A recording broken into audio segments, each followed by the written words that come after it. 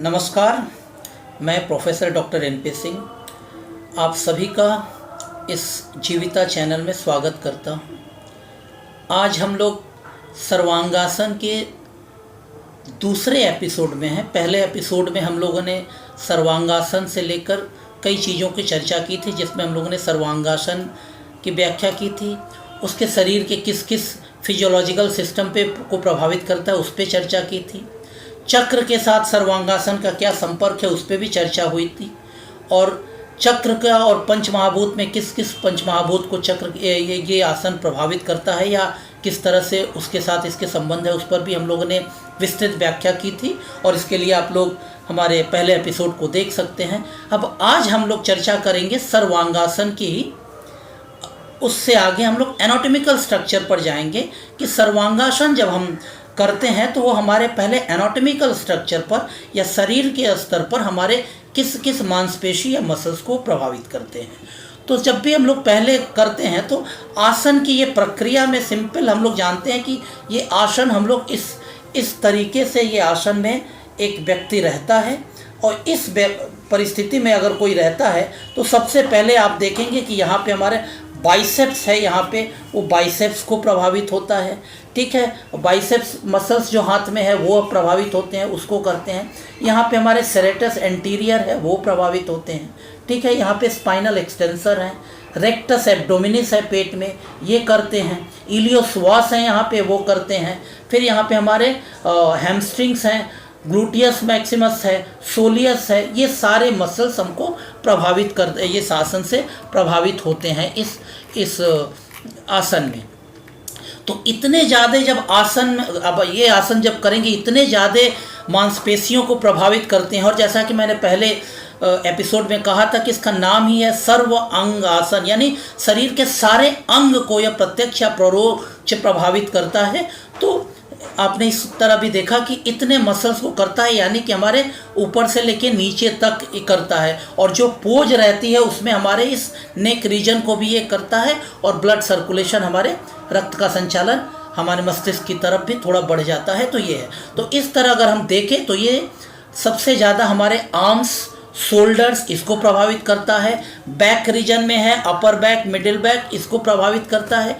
ये सारी चीज़ें इससे प्रभावित होती है। ये हमारे पेट के रीजन को प्रभावित करता है, और नेक को भी प्रभावित करता है, यानी हमारे गले को, नेक को रीजन को भी ये प्रभावित करता है। तो ये सारी चीज़ें हैं कि अगर हम शारीरिक स्तर पर देखें, क्योंकि हम आसन करते हैं तो आसन के लिए हम शरीर को उपयोग करते हैं, यानी शरीर एक हमारा माध्यम है उस आसन को करने के लिए।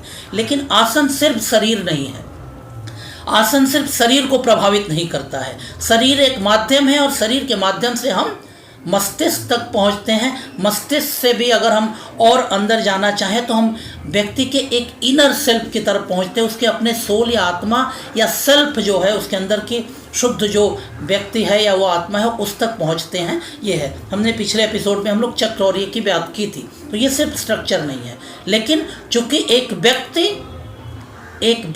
एक मूल रूप से एक आत्मा को देखे तो वो शरीर के माध्यम से ही पृथ्वी पर विचरण करती है या रहती है।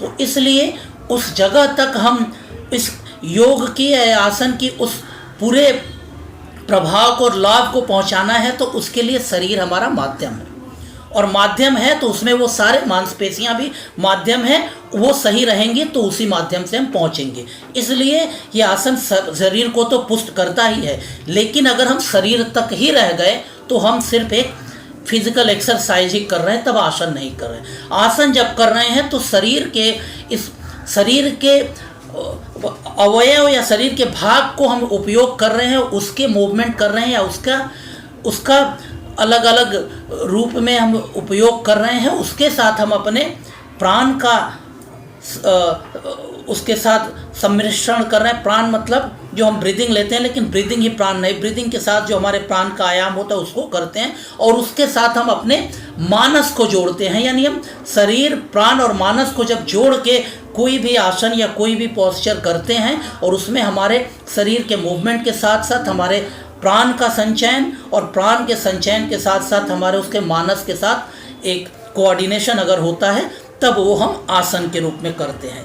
तो जब हम इस आसन को करते हैं तो सबसे पहले ये है कि शारीरिक स्ट्रक्चर में आप सभी जानते हैं या बहुत लोग जानते हैं, करते हैं, फ़ोटो भी देखे हैं कि कैसे होता है, और हमने दिखाया कि ये पोस्चर अगर सिंपल है तो अगर इस तरह करें कि बॉडी इन्वर्टेड पोस्चर में ये होगी, नेक लॉक रहेगा और ये हाथ दोनों पीछे बैक की तरफ में रहेगा। तो ये सिंपल व्याख्या हो गई और इस तरह से सभी लोग करते हैं। लेकिन जब हम इसको एक फिज़िकल एक्सरसाइज से अलग हट के कुछ ज़्यादा या शुद्ध रूप में हम आसन करना चाह रहे हैं, क्योंकि बहुत जगह जो लोग करते हैं उसको फिजिकल एक्सरसाइज ही माना जाता है, क्योंकि उसके साथ प्राण और मानस का कोऑर्डिनेशन नहीं करते हैं। तो हम लोग जब ऐसे करेंगे तो बिल्कुल है कि जब कोई भी ये आसन कर रहा है तो करने के पहले की स्थिति और करने के बाद की स्थिति भी बहुत इम्पॉर्टेंट है। यानी जब व्यक्ति कर रहा है, जब आसन करने आ रहा है, इसका मतलब कि ये सारे अवयव, ये सारे मांसपेशियाँ और ये सारे मसल्स व्यक्ति के इन्वॉल्व होंगे। उसके साथ उसके प्राण का इन्वॉल्वमेंट होगा, उसके साथ उसके मानसिक अवस्था का इन्वॉल्व होगा। यानी हम चाहेंगे कि मानस भी जब इसमें इन्वॉल्व हो तो मानस को भी यहाँ आना होगा, शरीर को इन्वॉल्व करना है तो शरीर को भी यहाँ आना होगा, और शरीर के जिस अवयवों को हम यहाँ लाना चाह रहे हैं उस अवयव को उस समय तैयार रहना होगा। और उसके साथ निरंतर जो शरीर में एक प्राण का प्रभाव है उसका भी एक कोऑर्डिनेशन यहाँ आना होगा, तब जाके हम आसन करेंगे। यानी कि अगर व्यक्ति को शरीर के रूप में पहले यहाँ आना है तो व्यक्ति को पहले हम बोल देंगे कि आप सो जाइए, लेट जाइए और शरीर को यहाँ लाइए, यानी यथास्थिति में लाइए, रिलैक्स करिए। पहले शरीर में क्या स्ट्रेन है, स्प्रेन है, मस्तिष्क में क्या चिंता है उसको हटाइए। यहाँ पे शरीर मानस बिल्कुल आ जाए, यहीं पे रहे। पहले इसके साथ क्या हो उससे अलग करिए। हर मांसपेशियों को रिलैक्स करना है, पूरे बॉडी को रिलैक्स करना है, ठीक है। और जब रिलैक्स करेंगे तो क्या होगा, बॉडी को ढीला छोड़ दें और धीरे धीरे ब्रीदिंग लें, ताकि बॉडी ब्रीदिंग पे ध्यान रहे, बॉडी इस पर जाए तो धीरे धीरे इसको करते रहें। बॉडी को रिलैक्स करके धीरे धीरे सांस लेते रहें ताकि बॉडी रिलैक्स हो, शरीर के मसल्स रिलैक्स हो, मानसिक अवस्था शांत हो, मानस शांत हो। फिर उसके बाद अपने अटेंशन को लोअर बैक में ले आइए, लोअर बैक में अटेंशन को ले आइए, ठीक है। और धीरे धीरे सांस छोड़िए, ठीक है। अब जैसे ही आपने छोड़ रहे हैं और अटेंशन यहाँ है, अब अपने पूरे बॉडी को अलर्ट मोड में ले आइए, ठीक है। रिलैक्सेशन से अलर्टनेस में, यानी मसल्स को आप सिग्नल दे रहे हैं कि अब आपको एक्शन का समय आ रहा है, इसलिए बी अलर्ट। तो आप उसको सजग रहने का संदेश दे रहे हैं। अटेंशन आपका यहाँ पे लोअर बैक में, एक्सलेशन चल रहा है, बॉडी को अपने अलर्टनेस का संदेश दे दिया, सजग कर दिया, ठीक है। अब उसके बाद धीरे धीरे डीप इन्हेलेशन लीजिए, धीरे धीरे श्वास को अंदर खींचिए और करके बाद उसके बाद इस पैर को धीरे धीरे पहले 90 डिग्री तक ले आइए, ले आके फिर सांस को छोड़िए, ठीक है। फिर इस कंडीशन में ब्रेथ को, श्वास को थोड़ी देर के लिए रोकिए, बिल्कुल थोड़ा सा रोकिए, for a few second, 1 2 4 5 second, ठीक है। उसके बाद अपने अटेंशन को बैक और लेग पर फोकस करिए, अटेंशन को, सजगता अब यहाँ और इस पे आइए, ठीक है। उसके बाद फिर सांस को लीजिए, सांस को लेते हुए अपने इस पैर को धीरे धीरे धीरे ऊपर उठाइए। लेकिन कैसे उठाएंगे, पैर को ऐसे उठाएंगे, कोशिश करिए कि इस समय जब लें तो ये आपके एब्डोमिनल मसल्स एक्टिव मोड में आ जाए। यानी 90 डिग्री के बाद जब आप पैर को उठाएंगे, जब अलर्टनेस लोअर बैक और पैर पर आ जाए, तो कोशिश करिए कि आपके अपने इस जो आपके ये एब्डोमिनल मसल्स हैं, तो इसको थोड़ा सा, अगर ये थोड़ी सी अपने आप को चेष्टा करें, कोशिश करें इसको उठाने में, तो इसको करिए, और ठीक है। और फिर जब ऐसे उठ रहा है तो पूरा एक्सेलेशन यानी सांसों को छोड़ते हुए हिप और लोअर बैक को आप ज़मीन से ऊपर उठाइए। और जैसे ही आप इसको ऊपर उठाते हैं तो इस हाथों को आप इसके पीछे ले आके लगा दीजिए, ठीक है, लगा दीजिए और बॉडी को स्ट्रेट करिए, ठीक है। और धीरे धीरे सांस लेते रहिए, ठीक है। और इस आसन में जब भी आप रहें, बॉडी को स्टेडी जब करें तो आपके ब्रेथ के साथ, यानी जो आप सांस ले रहे हैं उसके साथ इसका कोऑर्डिनेशन बना रहे, ठीक है। जब शरीर थोड़ा ढीला हो तो आप इनहेल करिए, और जब आप बॉडी को पूरा स्ट्रेट और रेज कर रहे हैं तब आप एक्सेल करिए, माने सांस छोड़िए। थोड़ा लूज हो तो सांस ले लीजिए, जब ये हो तो स्ट्रेट करिए, और थोड़ी कुछ सांस ऐसे लीजिए, छोड़िए, करते करते इसको रखिए, फिर उसके बाद क्या करना है कि थोड़ी देर के बाद आप धीरे धीरे सांस छोड़ते हुए अपने नी को बेंड करिए, सांस को छोड़ते हुए नी को बेंड करिए, फिर लोअर बैक को सपोर्ट लेके पैर को नीचे लेके आइए और धीरे धीरे आप शवासन में चले जाइए। तो ये प्रक्रिया है, लेकिन इस प्रक्रिया के साथ सांसों का आपका कोऑर्डिनेशन बहुत ज़रूरी है, क्योंकि सांस प्राण है। क्योंकि सांस, मैंने पिछले एपिसोड में चर्चा की थी कि जब हम सांस लेते हैं तो सांस हमारे सिर्फ ये नहीं है कि हमने ऑक्सीजन लिया ऑक्सीजन छोड़ दिया, नहीं, ऑक्सीजन गया, मेटाबॉलिज्म किया, फिर वहाँ से विजातीय पदार्थ ले छोड़ दिया, वो भी नहीं है। उतना तो है, लेकिन उससे अधिक है। क्या है? हर कोश में, हर कोशिका में जब आपका प्राणिक एनर्जी पहुँचती है तो आपकी कोशिका के अनुरूप वहाँ पे ऊर्जा का संचार होता है, ऊर्जा का लिबरेशन होता है, मेटाबॉलिज्म होता है, एटीपी ब्रेक डाउन होता है। अगर आपकी प्राणिक एनर्जी है, इसका मतलब आपकी लाइफ है। प्राण है तो लाइफ है, तो हर कोश में वो आपकी प्राणिक एनर्जी चलती है और ये होती है। तो जब जब ये करते हैं तो ये के साथ इस ब्रीदिंग के इस आसन के साथ, जब एक एक पोस्चर के साथ, मूवमेंट के साथ, एक एक गति के साथ अगर हम अपने उस सांसों का करेंगे तो सांस एक माध्यम है, सांस एक माध्यम है हमारे अंदर के प्राण को रेगुलेट करने का, या हम अपने प्राण को सही दिशा में, प्राणिक ऊर्जा को हम सही दिशा में ले जा रहे हैं, प्राण का संचयन सही दिशा में हो रहा है, प्राण का अपचय या अपव्यय नहीं हो रहा है, हम प्राण को सही रूप में हर कोश में जहाँ जरूरत है उस रूप में, इसलिए एक एक पोस्चर के हिसाब से हम सांस को उस रूप में करते हैं कि वहाँ के प्राण या वहाँ के कोशिकाओं में प्राण का संचरण बहुत अच्छे से हो और वहाँ पे ऊर्जा लिबरेट हो और वहाँ की कोशिकाएं एक्टिव हो जाए, वहाँ के प्राणिक एनर्जी ये हो जाए तो उस जगह का ये हो जाए।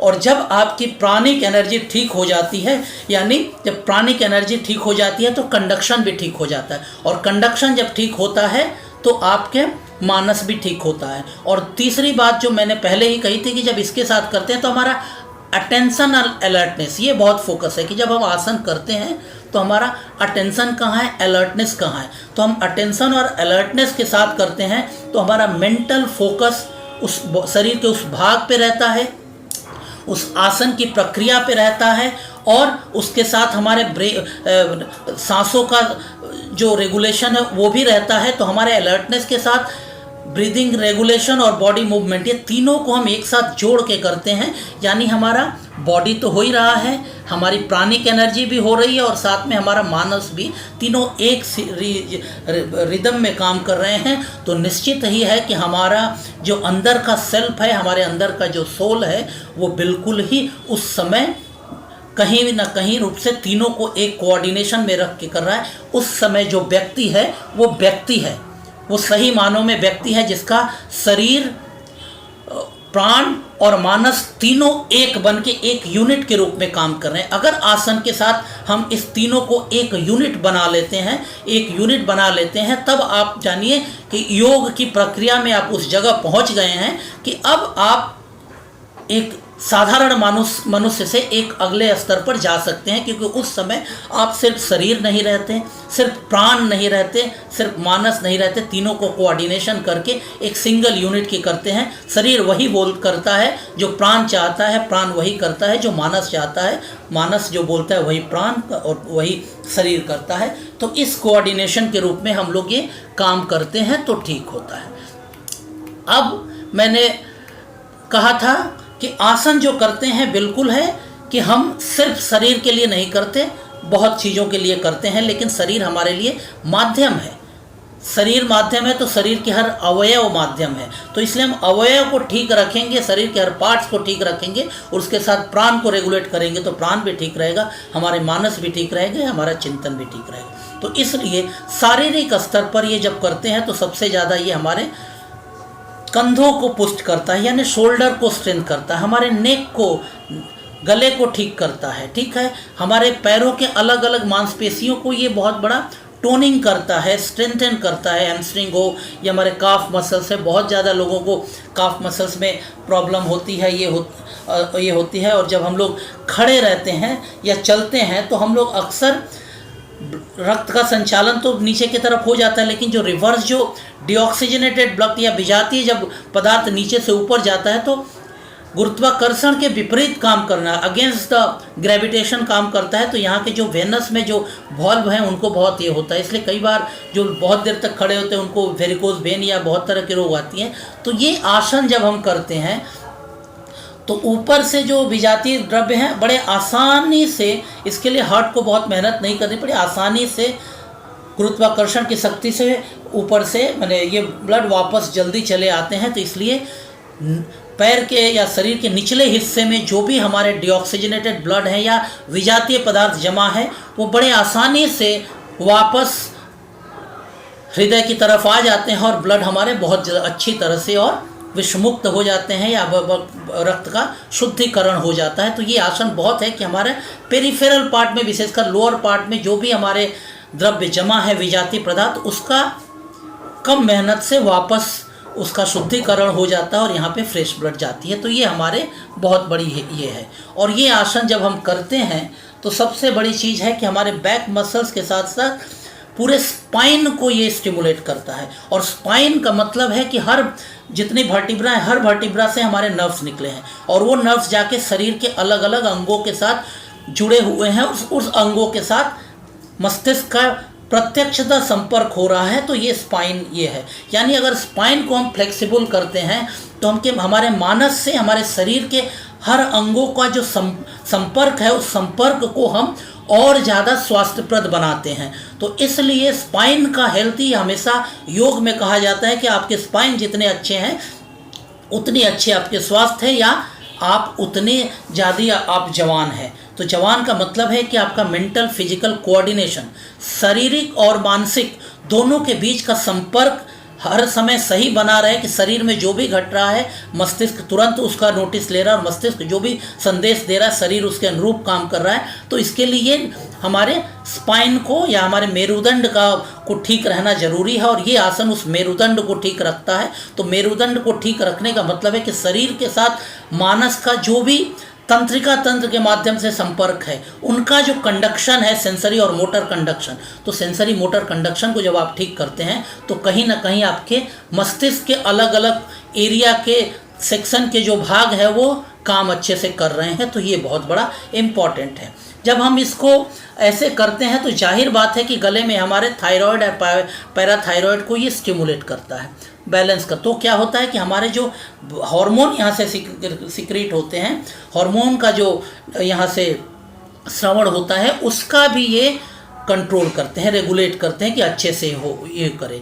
और इसके साथ साथ चूँकि हार्मोनल बैलेंस है तो ये ऑटोमेटिकली और हाइपोथैलेमस को भी स्टिमुलेट करता है और इसलिए हमारे जो हार्मोन प्रोडक्शन की प्रक्रिया है उसको हाइपोथैलेमस जब बैलेंस करता है तो ये आसन कहीं ना कहीं हाइपोथैलेमस को स्टिमुलेट करके वो रेगुलेशन को भी कंट्रोल करता है कि हमारे शरीर में हार्मोनल बैलेंस बना रहे। तो ये उसके साथ ये है। और ये सब चीज़ें अगर होगी कि आपके हार्मोन सही हो, न्यूरल कंडक्शन सही हो, तो ऑटोमेटिकली है कि आपके ब्रेन फंक्शन अच्छे से काम करेंगे और ये आसन आपके ब्रेन को रिजुवनेट करेगा या ब्रेन का कायाकल्प कर देगा। इसलिए ये बहुत बहुत बहुत महत्वपूर्ण है।